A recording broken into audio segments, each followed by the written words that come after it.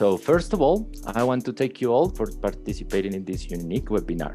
We are fully aware that in this moment, most of you are in working hours, and also that demonstrates how important this topic is for everyone. We have called this webinar Hydrogen Ports, Right Place, Right Time. And that's why, because we truly believe that we are passing through a very important period for the clean hydrogen development, especially in Europe, but it would have also a significant and positive impact at global scale. But before we go into details, I would like to tell you how this webinar will work and who are our experts on the other side of the screen. They will be driving the conversation around the future of the maritime sectors in terms of sustainability, in the great potential that ports have to become in centers of hydrogen market, and the role that they could play in setting up the foundation of the European energy sovereignty. Now, talking about our panelists today, I would like to start introducing Wouter van Hout, Hinicio's Director of Europe, Middle East and Asia.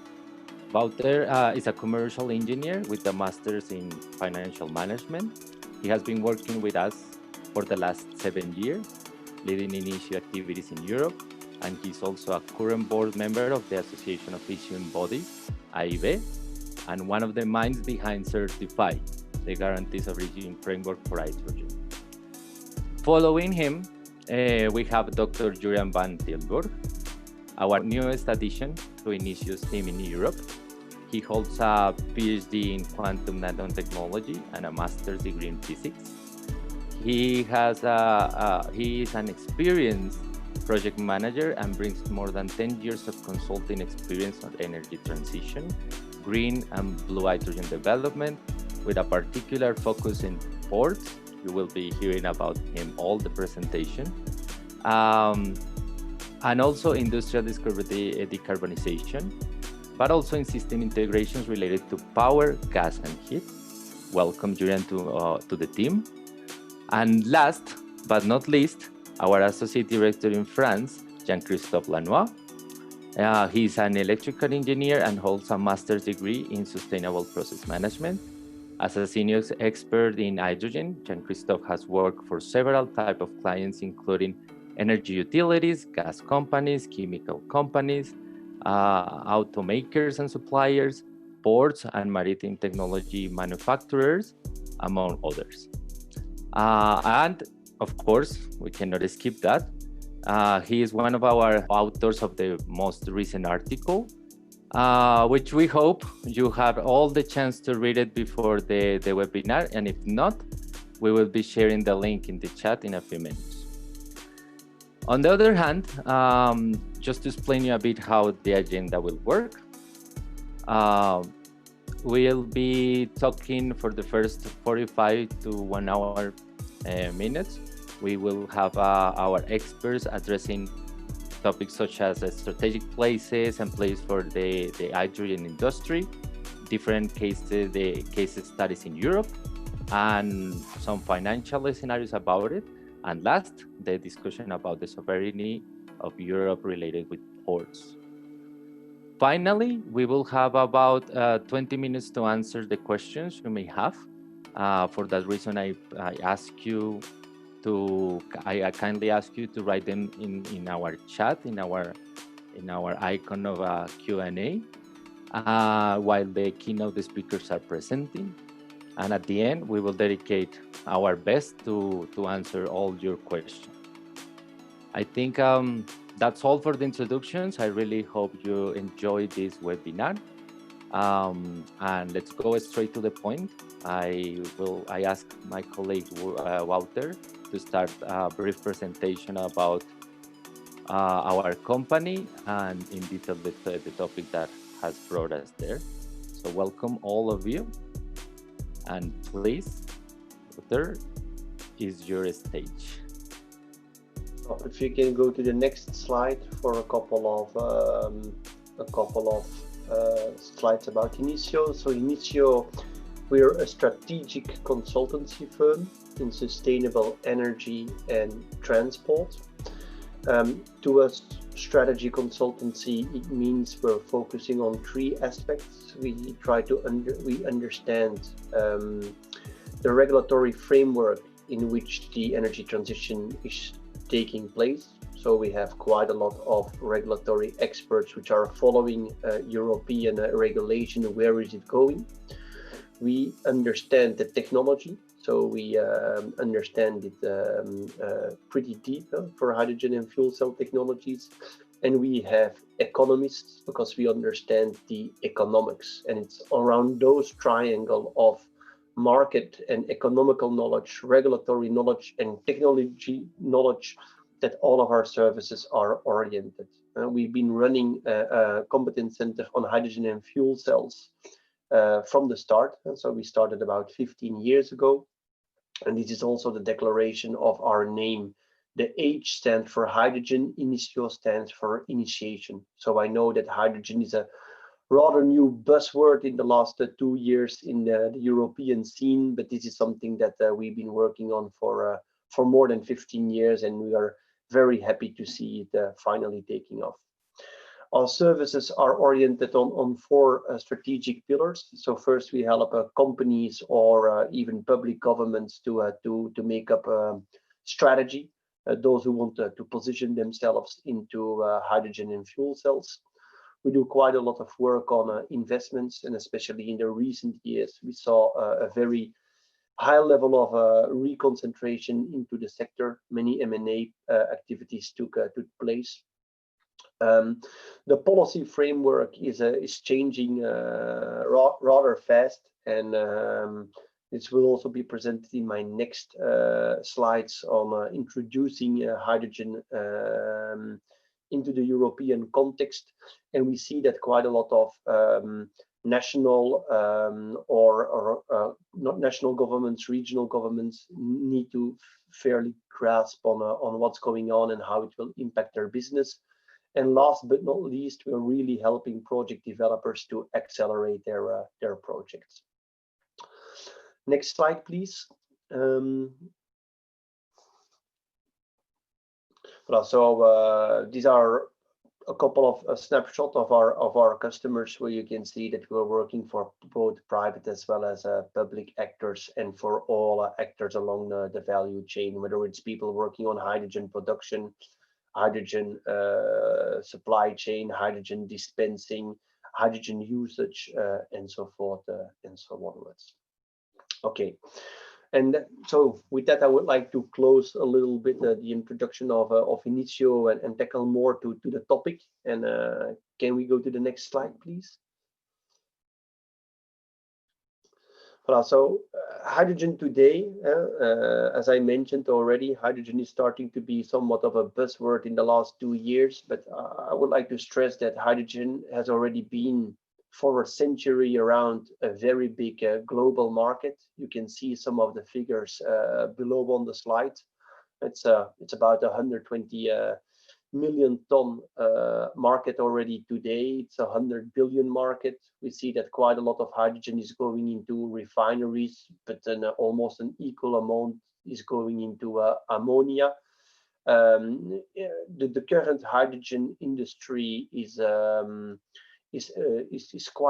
emitting quite a lot of CO2, about 830 million ton. And currently, the main part of hydrogen is being produced by using either natural gas, or coal. Coal gasification is mainly done in Australia, in Asia, in Europe. It's nearly 95% coming from steam methane reforming of natural gas. But what I want to say, it's an important existing industry. Slowly but steadily, we see that Europe is seeing hydrogen as one of the missing pieces for the energy transition. It should definitely not be the silver bullet, but there are quite a lot of occasions where hydrogen do make sense, because it also facilitates the integration of renewables, especially through electrolysis, which are very flexible devices. We see that it can decarbonize hard to abate sectors. I think about heavy duty transport. I think about industrial grade heat. I think about the replacements of cokes for iron ore reduction and to produce a greener steel overall. So it's important technology for the European plans to go to a carbon neutral economy by 2050. As such, it's being recognized as one of the pillars of the post-COVID European Green Deal and the recovery program. The recovery program is aiming first at renovation, second at digital, third at offshore wind, and fourth is hydrogen. So the European Commission is intending to launch a very big relaunch of the economy through the building of a hydrogen infrastructure, similar to what we saw in the 60s on how the gas infrastructure was built when gas was being found into especially the North Sea. At the same time, we see that the policy landscape is moving. Everybody talks about the Renewable Energy Directive 2, its delegated acts, and in the meantime, already a revision of this RED is in the making. We see that IMO is putting fuel emission targets. Some say it's ambitious, some say it's not ambitious at all, but it's the first time they start putting those targets in place. Everybody talks about upcoming ETS reform, so phase 4 of the MRV is taking place. We see that the European Commission is brewing on a new legislative package. Some called it the gas package, others decarbonization package, some others call it the sector coupling or the smart integration package. Something is coming up, that's for sure. We have the EU taxonomy, which is going to have a big role on the financial instruments that the European Investment Bank is going to play. We have the Green Deal and the European Commission's Clean Hydrogen Strategy, which are umbrella documents which will fine-tune all of the instruments and the directives that I already mentioned before. So quite a lot of things are at play for hydrogen, and it's sometimes not so easy to find our way within. And they will be particularly relevant for ports. Now, everything that's coming from the European Commission, I tend to think it's rather top-down, but what we also see on ports, it's a bottom-up pressure. Lots of the ports are close to very populated cities. I'm thinking about Amsterdam, Rotterdam, Antwerp, Hamburg, and so forth and so onwards. There's a real pressure on ports to reduce local pollution. And then we're not talking about CO2, but rather NOx, SOx, and particle matter. And in this incomplete transition, I think there has to be a role for ports which have been traditionally playing already an important role with regards to energy, its import, exports, storage, transformation, and to bring it back to their hinterlands. And with this setting the scene, I like to pass on the words to my colleague. Juriaan will give more information about the port environments itself. Juriaan, the floor is yours. Yes, thank you, Wouter. Yeah, indeed, ports are a hub for transition, I would say, not just from an energy or a decarbonization perspective, but considering how economies are developing right now, we see that ports are growing continuously, and new flows of freight investments, data, and energy are entering these ports. It's actually interesting to see what will be the ports of the future. Now we see that especially in the energy domain, ports have always been strong, had a strong role.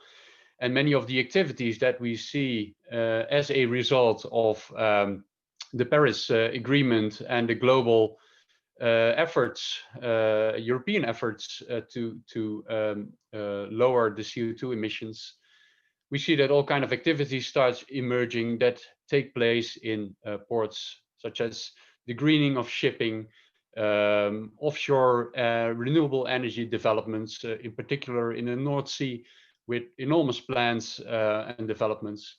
The role of LNG, especially in countries that are switching from alternative fossil fuels to gas as a energy carrier.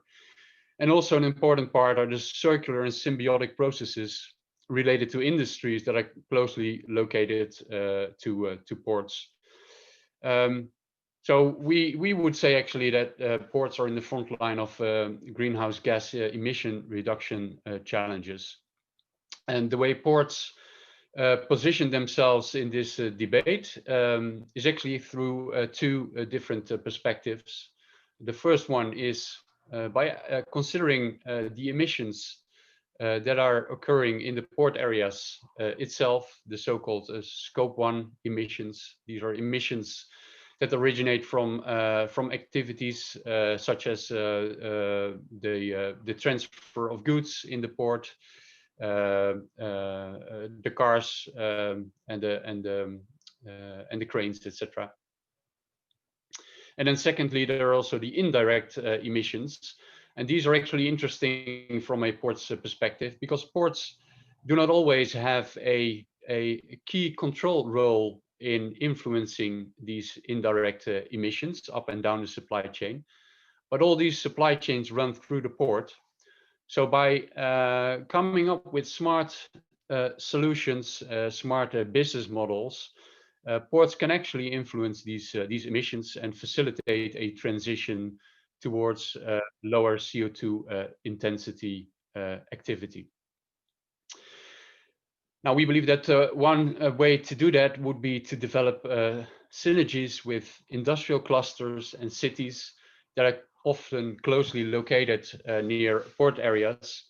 But also another element is important here. A port is not just a singular location in a country, but there's an entire hinterland connected to that port, basically the area that is being serviced by the port through roads, through railroads, through pipelines carrying oil products, hydrogen in the future, and gas. And especially this hinterland can benefit from transitions that occur in a port area. Next slide, please.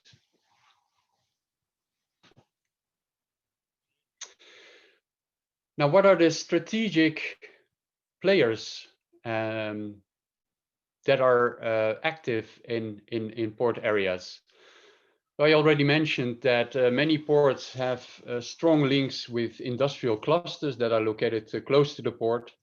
This is often for historic reasons. Industries see benefits in locating themselves close to these trading hubs. So what you see is that many of the heavy industries, for instance, steel plants, refineries, and advanced chemical producers are located close to port areas.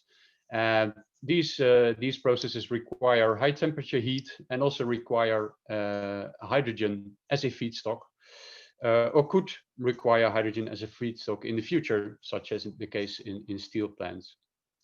We also see that some ports have developed hydrogen infrastructure, like the ports of Rotterdam, Antwerp, and ports locations in the north of France, where already commercial investors have developed hydrogen infrastructure to transfer hydrogen between demand and supply. Now, this infrastructure can be the starting point of additional infrastructure. We see that, of course, mobility plays an important role in ports, and especially heavy transport like trucks is an interesting and promising potential demand in the future for hydrogen. Of course, ports play a role in offshore renewable energy development, such as offshore wind, CCS. Ports, because of the strong industrial activities, ports often host power plants that are currently fueled by coal and gas very often. Hydrogen could also play a role there, or other hydrogen-based materials to replace the fossil fuels. And last but not least, of course, ports are important import and export hubs.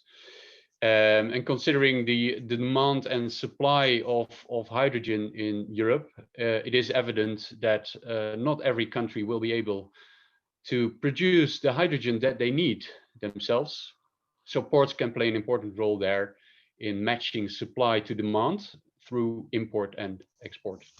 Next slide, please.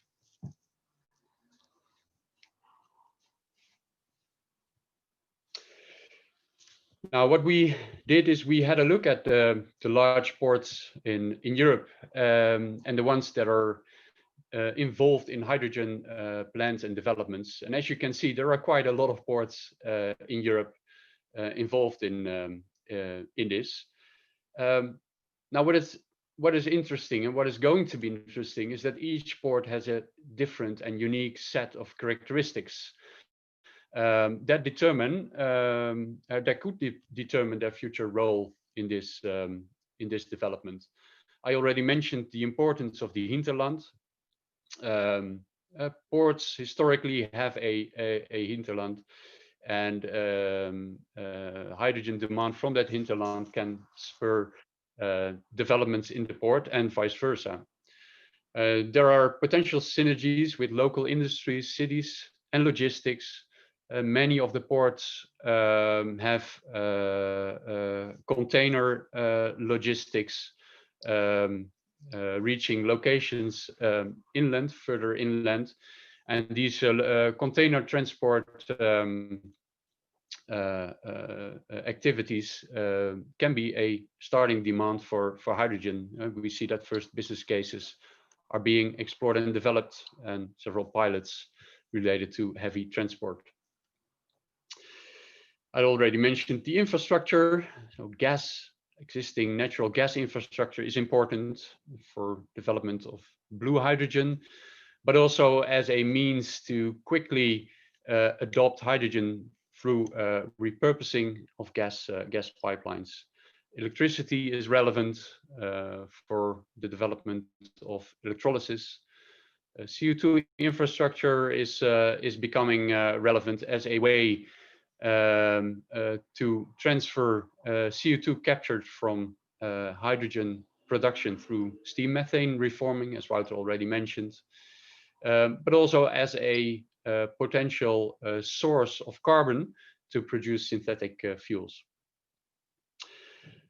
Now, as you can see, there are multiple ports. Some of them are located very closely together. There will be competition. There already is competition, but in the future there will also be competition on hydrogen-related activities. And of course, the big question will be, what will be the future hydrogen ports? And all these unique characteristics will play a role in that, in determining that future. Next slide, please.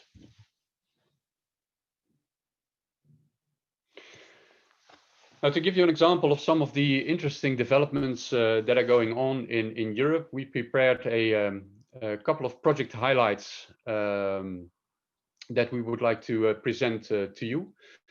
And to start off, let's start off in the north, close to where I live, close to the North Sea. There's an interesting development going on here between several countries that are located around the North Sea. The United Kingdom, Norway, Denmark, Germany, the Netherlands. They started collaborating and exploring how they can develop offshore wind generation and use the resulting infrastructure for that offshore wind, the resulting electricity infrastructure, to also make additional connections, interconnections between the countries. And this will help reducing the fluctuations in supply and demand.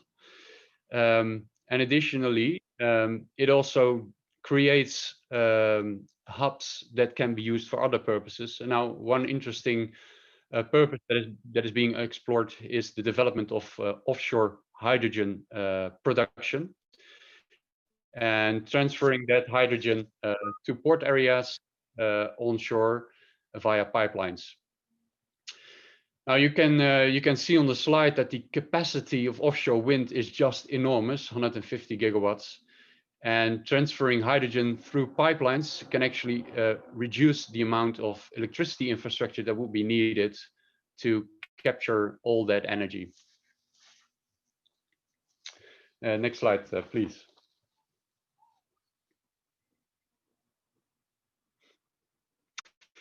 Another example close to where I live, the developments in the port of Rotterdam and Amsterdam, where projects are being developed that link hydrogen and CO2,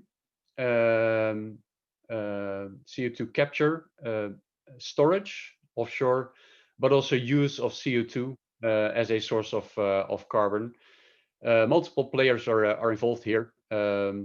There are concrete plans of converting 400 kilotons of existing gray hydrogen to blue hydrogen via CCS, and plans to additionally develop 400 kilotons of new blue hydrogen through additional steam methane reforming and thermal reforming and using carbon capture and storage. Now, when such a hydrogen infrastructure develops, it becomes also very easy, or relatively easy, to develop green hydrogen in such an area, especially also since offshore wind developments, the power generated in offshore wind will be landing close to the port of Rotterdam. So here an entire ecosystem is developing around hydrogen, CO2 and renewable electricity. Next slide, please.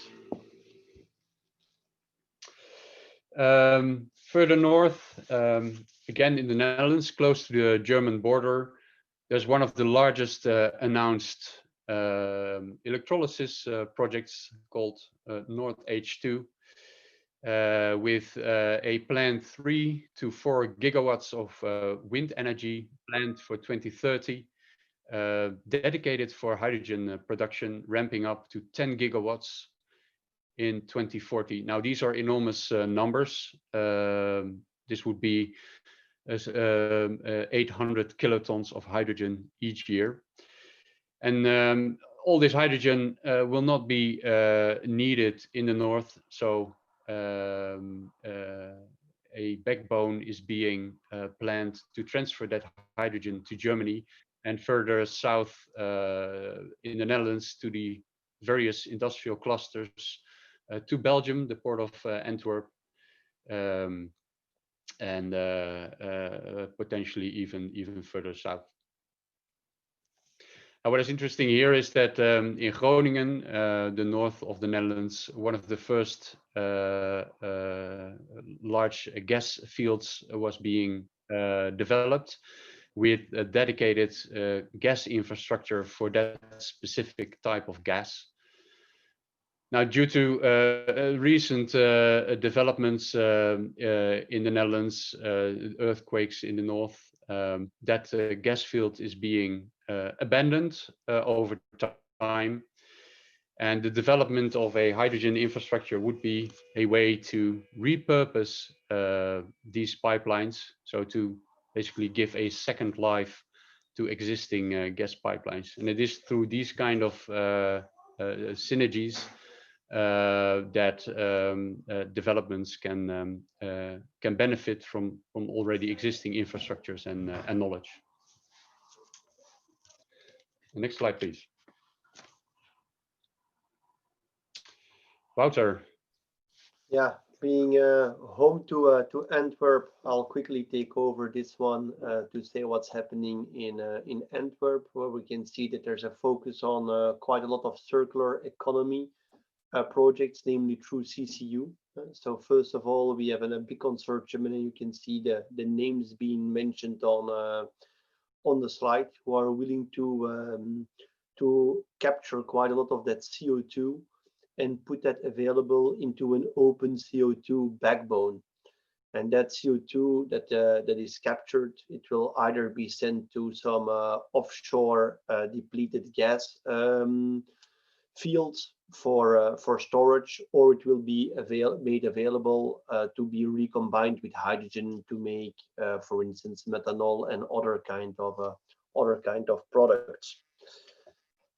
Next to that, we also have a first demo project, or a demo project, or large demo project, which is a power to methanol project that will combine a pure hydrogen source and a pure CO2 source. Some of them are already available in the port of Antwerp, and to start experimenting with different kind of reactor technologies to make methanol out of it.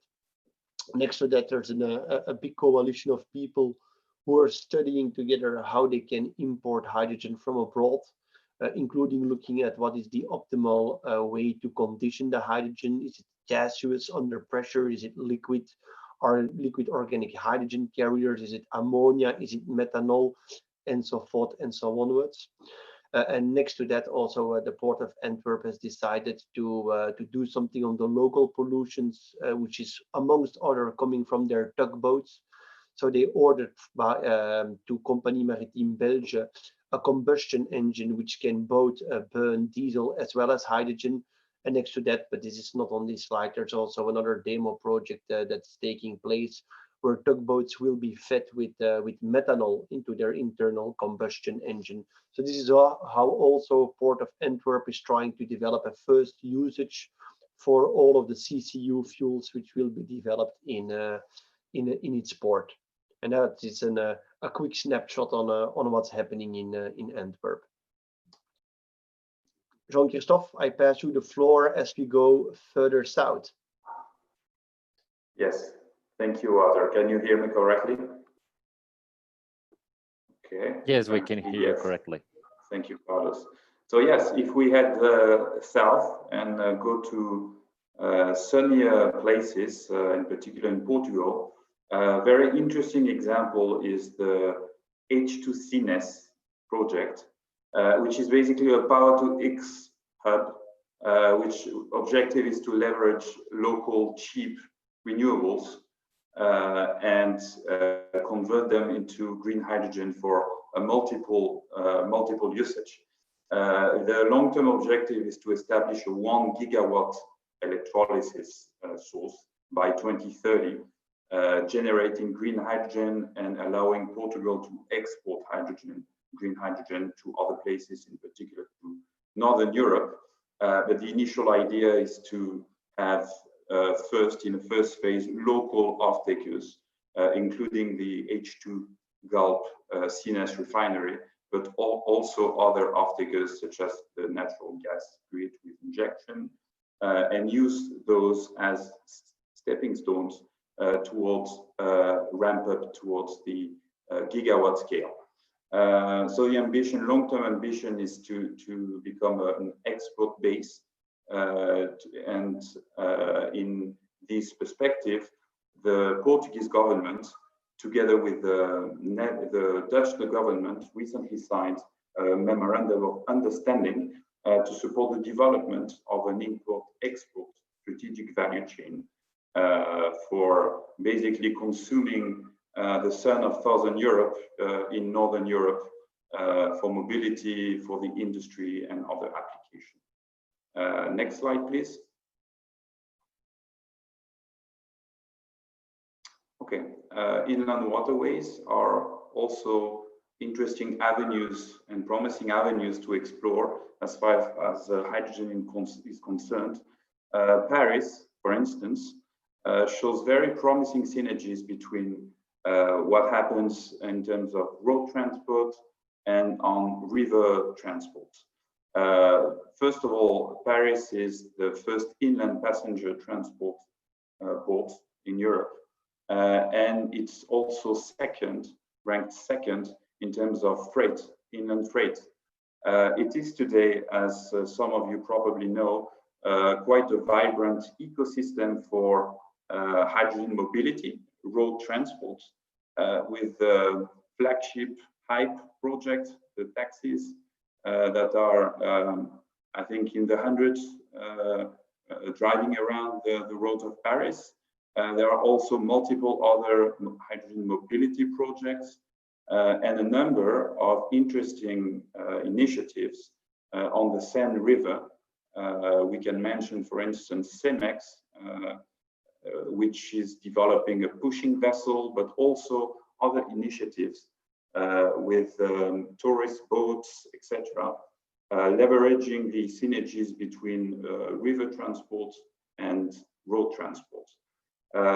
In total, we have calculated that with a reasonable growth rate, the river transport, hydrogen river transport, could represent between 500 and 1 gigawatt of electrolysis in terms of hydrogen consumption by 2030, and probably several gigawatts if we go 100%, which is still far from done, but that gives you at least an order of magnitude.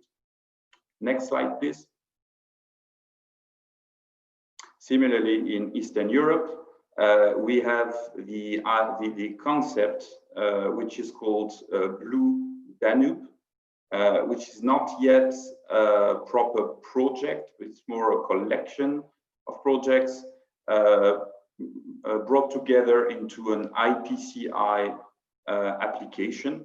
And here the idea is to leverage cheap renewables in Eastern Europe and use the waterway as a way to transport that hydrogen generated in Eastern Europe and distribute it along the river all the way to Germany for multiple applications, including mobility, including the industry.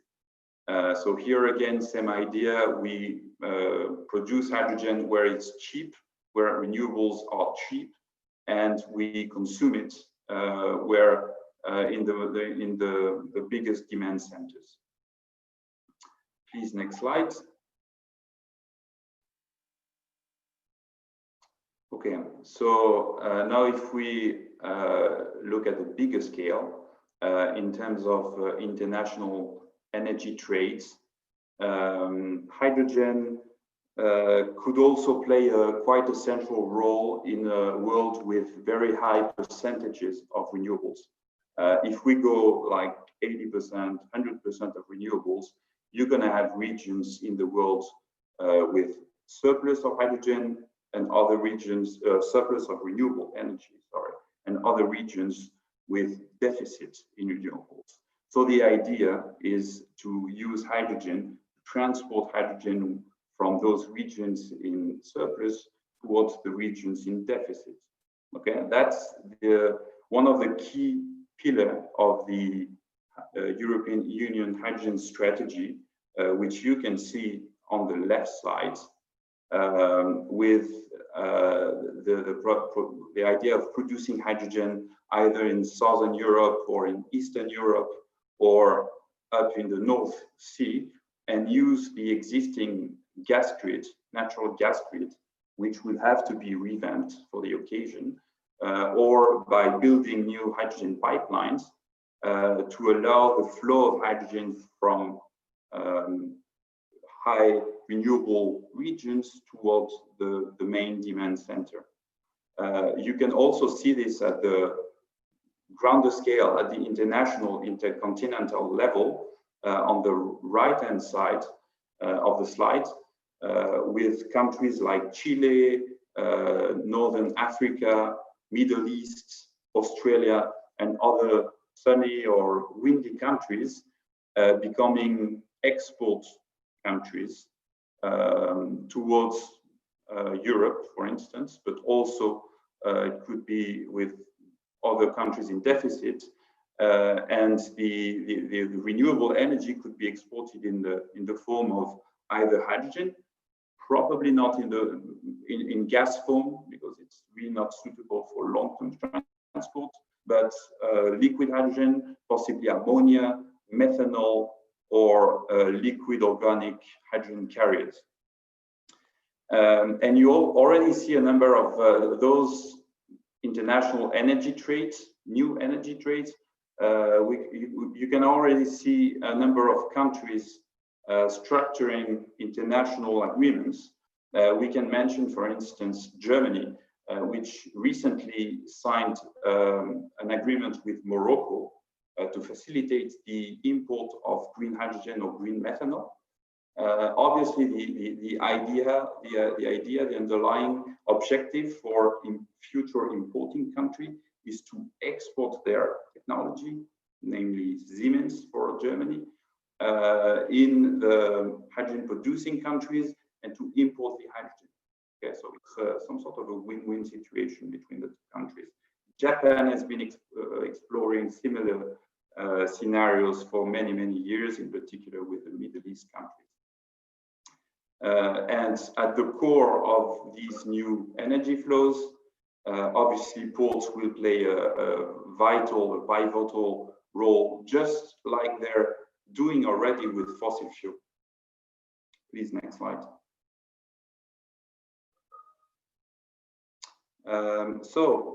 If we try to wrap up what has been presented, I think it's fair to say that the hydrogen sector is taking off. And I think that's pretty obvious when we look at what's going on in the industry right now. If we look back 2 years, as Hinicio, we were very proud to be a member of one of the biggest electrolyzer projects at the time in the Netherlands, and it was a 20 megawatt electrolyzer project. 2 years later, I think the order of magnitude has changed. Now we're talking about 100 megawatt, 500 megawatt, 1 gigawatt, sometimes even bigger. So we are, and those projects are in close to the final investment decision. There are feasibility studies, there is money on the table, many investors stepping up to the plate. So we are clearly in the scale-up phase. We are turning the corner, and we're moving from small-scale local projects to at-scale industrial-scale projects with massive off-takers and supply chains that can go hundreds of kilometers and soon at the global level with import-exports of hydrogen and other derivatives. And in this transition, it is clear when we look at the map of current hydrogen projects and we compare it with the map of ports, most of the action is actually taking place in ports, and ports will play a pivotal role again in this transition. Please, next slide. Obviously, the challenge is huge. The challenge is huge. So how do we get there? Clearly, one of the key words is economies of scale. We have to start big, and ports are tremendous places to start big. We need big off-takers, big consumers like refinery, ammonia, steel, and others that are specifically located most of the time in ports. So ports needs to are facilitators to aggregate the needs of large-scale customers and create cluster of demand, including heavy mobility, in order to reach a critical mass that allows economies of scale and cost efficiency. It is also worth noting that ports are good places to establish industrial capacity to manufacture equipment close to demand, whether hydrogen boats, but also electrolyzers. So there will be a lot of competition between ports to attract investment in manufacturing capacity and R&D. If we take a step back, this is a massive shift for ports that are deeply embedded and integrated into the world economy, and in particular into the fossil fuel economy. So it's a huge change, it's a huge shift, and there is going to be an increasing level of competition between the ports with a strong first mover advantage and clearly incentive to invest to capture the new energy flows and become energy hub, hydrogen hubs. Please, next slide. And I think that's the last one, but not the least important. Obviously, ports are also strategic assets for countries in terms of sovereignty and being able to develop competitive clean energy, whether produced locally with marine renewable energy, just offshore, or imported from other places like Chile or North Africa. Having this ability to provide to local industries clean, competitive energy will be key to maintain industrial sectors in Europe that are both confronted with strong international competition and increased regulation for CO2. So if you're not able to do this, to provide clean, competitive energy, these industries will prefer delocalization over decarbonization. So there is a clear challenge and clear objective touching on sovereignty. Second point, clearly there is, let's say, a competitive advantage that can be created in ports in terms of cutting edge know-how on specific segments, in particular hydrogen ships, but other new innovative technologies like at-scale electrolyzer technologies. Last, the access to secure, clean, competitive energy, not only for local industries, but for the countries, is also absolutely strategic, and the ports will be strategic assets in this regard. So I think it's we've reached our conclusion. So with that being said, I would like to thank you for your attention, and I think we can open the floor for questions. Carlos, would you like to take over? Yes, sure. Thank you. Thank you, everyone. Yes, fortunately, we have several questions. Let's put the video on. If you have any, we're going to give you 1 or 2 minutes to type them down. However, I can see Wouter was already very active answering some of the questions. I will ask him to share it later. Let's move here. Jill, can you stop sharing and we can have all the panelists together? You have here all the emails of our panelists if you want to get in touch with them. So let's start with one that I think Julian will be the best one to answer. Here they ask, how will ports be able to facilitate the transition to an hydrogen economy? Yeah, thanks for the question. It is basically in what we already touched upon, the ports being the parties connecting demand and supply, trading energy, basically. Also, that's going to be needed in developing the hydrogen economy. The supply and demand of hydrogen will not be equally distributed across countries, and especially when it comes to large quantities of cheap hydrogen. That is not going to be easy to find in the northern parts of Europe with relatively low solar irradiation. So the airports can play a role in matching supply and demand. Ports also have an important role in facilitating activities in their port areas, and by offering infrastructures that allow other companies, industries, to develop new products based on hydrogen and other materials, they can really facilitate such a transition. Now, one obvious short-term development is the increasing obligations of fuel blending in Europe, biogenic, but also synthetic fuels to be blended with fossil fuels. Now, these are typical activities that take place in ports already today.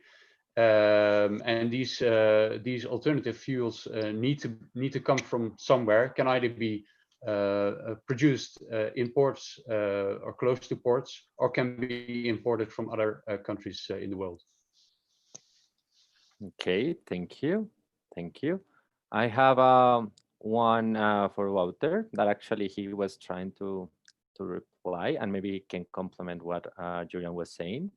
Are these reasonable energy carriers for cheap transportation? All the synthetic fuels, and it's reasonable to invest on it? But I think in the first place we need to be aware that conditioning these molecules, of course, it will be expensive because you will deal with conversion losses. However, most of the studies we saw so far are saying that it's cheaper to produce hydrogen, let's say in Morocco or in Chile, to condition it, let's say to turn it into liquid hydrogen or into ammonia, methanol, and so forth and so onwards, transport it to Europe and convert it back in hydrogen. It appears to be cheaper in quite a lot of occasions than using local renewable energy sources. Next to that, I think we need to be aware that also in Europe we have a limited capacity of space to put our windmills, both offshore as well onshore, as well as PV panels. If we would like to replace all of the energy that we're currently importing in the form of oil or gas, we don't have any other way but to start importing hydrogen from many places that put themselves at the availability. And then I think that importing that hydrogen, it simply makes sense to make it in a liquefied form, or to make it as ammonia or as methanol or as dibenzene toluene for LOHCs and so forth and so onwards. Because if you would like to transport your hydrogen as a gaseous compressed energy carrier, you don't score very well on volumetric density. So conversion and conditioning, it's a bet we will have to live with, and I think it's a real necessity. Otherwise, we will never get our import fixed. Okay, thank you very much. And I think we can bring these two questions maybe to Jean-Christophe and Wouter too, which is what are the main regulatory drivers for the development of hydrogen? And do you see any regulatory barriers for hydrogen imports now that you were talking about it? Yeah, great question. Yeah, there are a number of strong regulatory drivers. I think the most obvious will be emission regulations, local emission regulations. In many ports, I mean, the city nearby will impose or is already imposing restrictions in terms of polluting emissions from boats, okay, idling in the ports. We can also mention, and this is a driver for fuel cell applications in boats. We can also mention RED II, the RED II directive, which is a tremendous driver. The RED II directive is the new renewable energy directive. The first one came into application a couple of years ago, and RED II is will start to be implemented in, I think it's next year. And the objective is to accelerate the introduction of renewables into all sectors of the economy, with a strong focus on transport, and a particular target of 14% clean fuel, okay, renewable fuel by 2030. And these obligations apply in fuel suppliers, mostly oil and gas companies, but also fuel suppliers. To comply with this obligation, they will have a number of options, like biofuels, like green electricity, like hydrogen, green hydrogen as a fuel, like synthetic fuels, and so on. That includes also switching from gray hydrogen to green hydrogen into refineries. Okay, if you do that, your conventional fuel will qualify as green fuel within RED II. And that also includes synthetic methanol, made from green hydrogen and recovered CO2, and used as a blending fuel, which is very easy to implement, does not require any infrastructure change. You can just put it into the regular conventional fuel. That also qualifies under RED II. The fuel suppliers, which will have this obligation to comply, will adopt some sort of a merit order approach, starting with the cheapest options and the less risky options, such as the biofuels, for instance, and moving to the more expensive and the more risky options. And when you do the math, you find out that hydrogen and refineries and green methanol, okay, renewable methanol, in particular, those two options are quite competitive and are quite far left in this merit order. And this is why we're seeing a number of projects around hydrogen in refineries and green methanol across Europe. There is a very strong business case relying on this upcoming RED II directive, and this is particularly relevant for ports, where obviously you very often find refineries and methanol industries. Okay. With regards to the barriers, so we also see quite a lot. I think one of the things that's important is to get your green hydrogen being certified, because you need to prove towards your regulator, towards the member states, towards the European Commission, towards your customer that it's really green hydrogen. And here we can see still quite a lot of regulatory blocking points, and that even though that the RED II framework is enticing in theory, quite a lot of small regulatory blocking points needs to be worked away. So first of all, the RED II has delegated acts that will be published only by the end of 2021. Those will precise how you need to produce green hydrogen. That's still unknown. Next to that, because we don't know what we need to certify yet, it will be known in 2021. It will be also an innovation to certify those kind of plants. If you talk about import of hydrogen, that means you need to certify those plants abroad, even though not a single European plant has been certified yet. That means that you also need to take into account local regulation and how the local setup is being done. On top of that, you need to take into account greenhouse gas emissions, which are occurring during the transport going up to Europe, because the RED II is foreseeing an incentive of renewable fuels, which can demonstrate 70% greenhouse gas emission reductions. But during the logistics, bringing that ammonia, methanol, and so forth towards Europe, of course, the greenhouse gas intensity is increasing. The way those greenhouse gas emissions are being calculated along the supply chain are different as how they are calculated at the point of production, and there also are some showstoppers. And then last but not least, it's whenever that you're a boat with renewable ammonia is arriving into ports, you still need to find a suitable plot of land with the right permit to store that, for instance, that ammonia. And there, not a lot of places are available today. So also from a permitting point of view, we see still quite a lot of regulatory barriers that needs to be worked away. So in theory, there's great incentives. In the reality, as a project developer, you still need to take into account many of those nagging small yet super important points to make your business case viable. Okay, thank you, out there.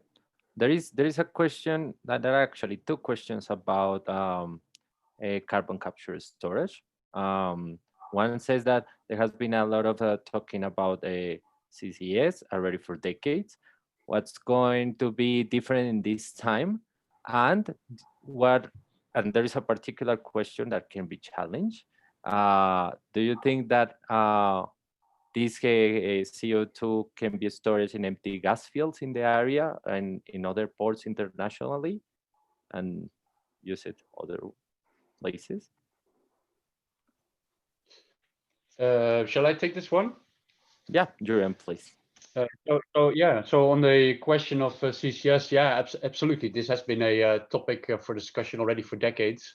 But I think there are some fundamental differences in the discussions now compared to before. So a lot of the historic CCS projects or CCS plants were built around single CO2 emission sources, where the CO2 was typically used to do enhanced oil recovery. And current CCS plants in Europe have a completely different focus and are more linked to industrial clusters with multiple CO2 sources that collectively store their CO2, indeed offshore, typically in empty gas fields. At least that's where a lot of the projects around the North Sea are focusing on. And what was also a key difference here is that these grids are in principle open in the sense that they allow third-party access. And that means that such a grid can be more flexible towards the kind of sources that are connected over time, and can also be more flexible towards distributing the CO2 either to storage or to utilization options. So although the technology is similar, the type of discussions around CCS is different compared to what it was decades ago. Great. There are another ones that actually is very interesting for the business model somehow that the ports are taken into account. Olivier asked, do you consider this business model projection is fair for regional ports? He says that we can see from our window, all EU funds dedicated for central network are dedicated to central network. Therefore, national ports, but difficult for regional ports. Do you think it's fair? Is it gonna be a side development? What's going on with regional ports in this case?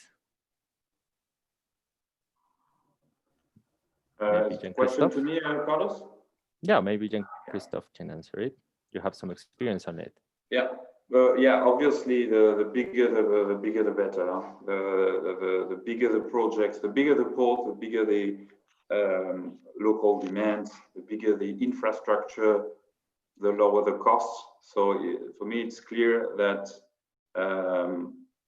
large ports will have a competitive advantage compared to smaller ports and smaller infrastructure. But still, I mean, in a future with a strong development of hydrogen mobility, as we can expect in the coming decades, local hydrogen sources developed in ports environments for local mid-size industry off-takers. I think there will be a business case for this kind of setting, clearly, because obviously there are not so many large ports So these will be penalized by logistics added costs. So it's, I mean, we have to do the math, obviously, but I would not exclude upfront smaller ports. That's for sure. Okay, thank you very much.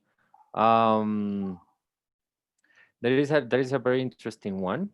We're talking about insane electrolysis capacity. Do you think there will be also a focus on O2 utilization with reduced cost of H2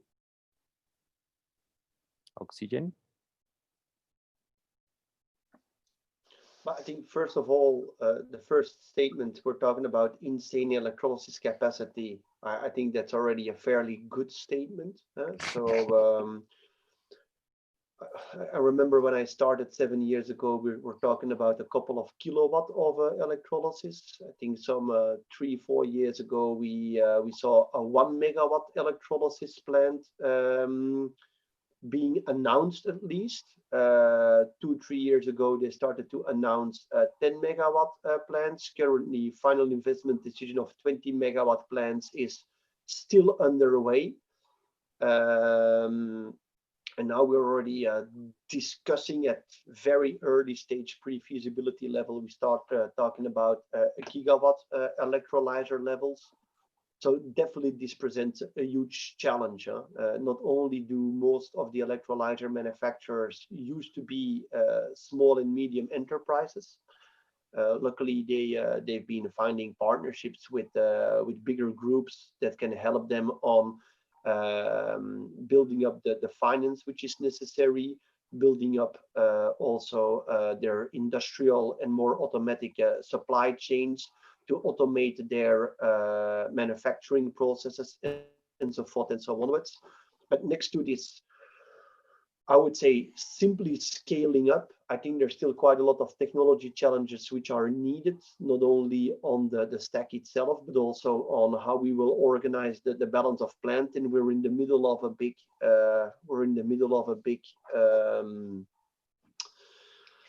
innovation action. I think Mission Innovation, European Commission, together with other leading countries worldwide, are having an initiative to ask themselves the question: how the heck are we going to build a gigawatt electrolyzer? And after we have the plans on how to do that, we still need to build them, which is going to put a huge pressure on the supply chain. So I think I think the statement is correct. These figures are insane at the moment, but the entire industry is preparing for this. And I definitely think that also finding some off-takers for the oxygen, that could be one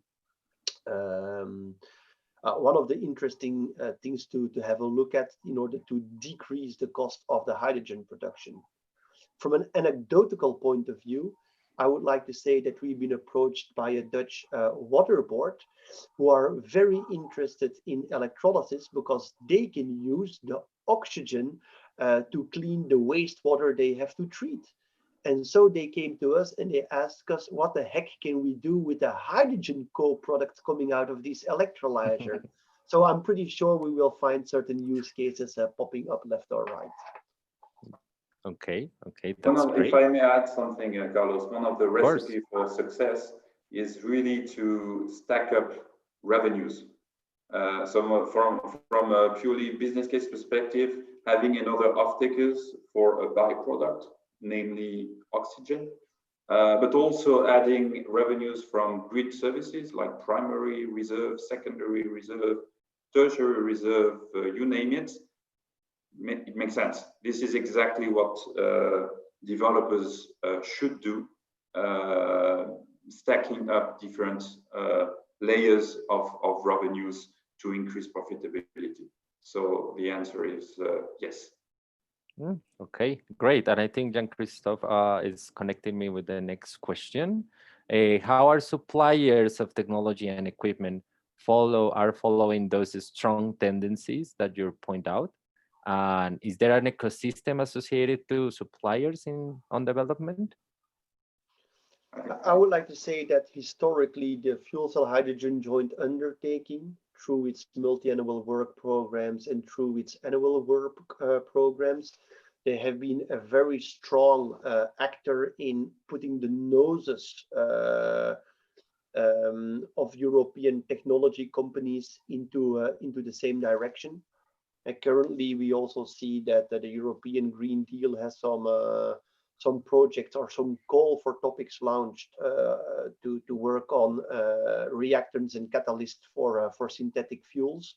So those are the kind of programs which are stimulating one direction. So that's for the production of e-fuels. With regards to hydrogen import and in which shape it needs to be done, ammonia, liquid organic hydrogen carriers, some people mentioned here some hydrides, which are definitely good possibilities, though maybe early stage technology. That kind of study has not been done by the fuel cell hydrogen joint undertaking yet. I know that for multiple years it was being discussed to launch such a study, which would result in providing orientation towards tech providers. But it did not happen yet, and we can only expect that this will occur into the future. And as long as those broad messages are not being shared, I think people will continue doing technology and research a little bit in their corner. But eventually, also those results will pop up. There will be a common debate about this, because in the end, Europe needs to find certain standards, for instance, and ammonia and liquid hydrogen, to make sure that they can build one or two infrastructures servicing all purposes. We can't keep all technologies open in the long run. Okay. I think I'm gonna leave this to Julian. Waste to hydrogen using gasification. There are projects ongoing in California with major hydrogen offtake agreements. Have you checked what is going on in ports of LA? How is the discussion in Singapore? What is happening outside Europe? There's a lot happening outside Europe, and gasification technologies also have an important role to play when talking about hydrogen. Waste, but also biomass gasification. These are also technologies that are being developed that would be, they would allow large-scale production of both methane and hydrogen that can be basically also tweaked if you would like to get different compositions of your streams. And I think Wouter said it at the beginning of this webinar. Hydrogen is not the only solution, and the same applies for technologies. Electrolysis will not be the only solution, and I believe also gasification will have an important role from waste and biomass. Also, blue hydrogen will play a role in specific areas related to existing or future hydrogen production. So it's not an either or story, but it's a combination of technologies that we need. Okay, great. We still have a few minutes more. Maybe we can try to answer a couple of them that are out. Well, they ask again, Wouter, what is the role of certified in all this? In which stage it is, and how can affect or impact the ports development, the hydrogen ports development positively? Yeah. But I think that the certified program, which I've been managing since the beginning of 2014, is going to help the hydrogen economy overall, not specifically for ports. But we're about to launch a third phase of the certified program. For those who know it, it's a European Commission in general and FCGU specifically financed initiative, which has been looking since 2014 at the making of a hydrogen guarantee of origin scheme. We've already been doing a piloting in the year 2017, 2019, and now we're starting a next phase. So we're going to put the knowledge that we have gathered over the last 6 years available to the AIB, which is the Association of Issuing Bodies. This is the club where almost all of the issuing bodies for renewable electricity GEOs are gathering. So we're going to develop their first renewable hydrogen scheme. We're going to implement that scheme into 4 pilot countries or domains, as the AIB called it, being Flanders, Wallonia, Austria, as well as the Netherlands. Based on that, we will gather learnings, of course, on how is this European scheme going to interplay with the local regulation. Next to that, we're going to also have first experimentation with Morocco to see how there can be a mutual recognition of GEOs from countries within the European Commission, European Union, and towards outside of the European Union. And this is something that's been foreseen in the RED II, but it's never been put in practice yet. And also all of these learnings will be fed into the International Partnership of Hydrogen and Fuel Cell in the Economy, which is an international government-to-government body. And they do have a task force to work on an international hydrogen certification scheme. And Certify will be one of the most important sources of information to them, because also at the international level, they're willing to put in a certification system in place to allow for international commodity trade of green and blue hydrogen. So the GEOs will be developed. That will be the first step of our rocket. In the second step, second stage, we're going to focus a lot on RFNBO certification. And so this is the renewable fuels that Jean-Christophe has been mentioning that are giving a great credit under the RED II so far. But the certification of those kind of products are slightly more complex than GEOs, because there's a lot of extra eligibility criteria which are put in place. They call them additionality, geographical temporal correlation, and so forth and so onwards. And our role is to also work on that kind of certification, seeing how also that certification would have an interplay with GEOs to avoid double counting of renewable energy into our consumption mix. So that's in a nutshell what Certify will be about, and we've been granted a period of 3 years to implement this. So this gives you already an idea of the scope of work that's ahead of us. Okay, thank you very much. And I think, well, our experts have been also very active in the chat and the question and answer section. So you may have a review a lot of the technical ones that we skip in the dialogue. There's just left to say bye and thank you all for participating. Thank you. We reach around 98 was the highest point of attendees in this webinar. So I think we are very happy about seeing how people show so much interest in what is going on with ports. Thank you, Julian. Thank you, Wouter. Thank you, Jean-Christophe. I'm gonna let last slide a few seconds, just if someone wants to get in touch with you. And we will see you soon in hopefully a new webinar, hopefully in 2021. Thank you so much, and happy Christmas and happy New Year.